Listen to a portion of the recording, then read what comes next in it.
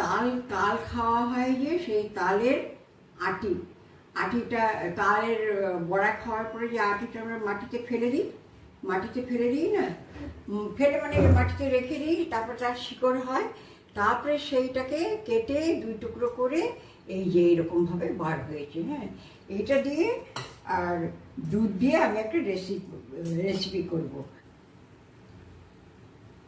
এর মধ্যে দুধ দিলাম, চালের গুঁড়োটা আমি দিয়ে দিচ্ছি। এই মন্ডটাকে আমি তৈরি করলাম, তার মধ্যে 1 চামচ ঘি দিয়ে দিলাম। খুব ভালো আটা যেরকম মাখে সেরকমভাবে খুব ভালো করে এটাকে মাখতে হবে।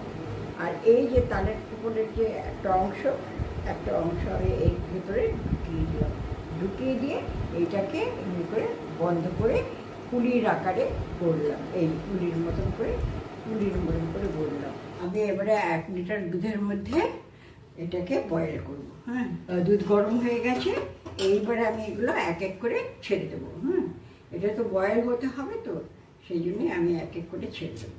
আমি এবারে একটা একটা করে পুলি পিঠা এখানটা ছেড়ে দিচ্ছি। একটা একটা করে ছেড়ে দিচ্ছি।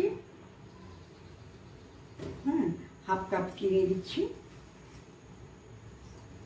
এইবার পিঠাটার মধ্যে আমি একটু কিশমিশও দিয়েছি, আর একটুখানি এই যে কাজু গুঁড়ো করে দিচ্ছি। হ্যাঁ, ঠিক আছে। আচ্ছা, আবার ঠান্ডা করে আপনাদেরকে দেখাবো পরে।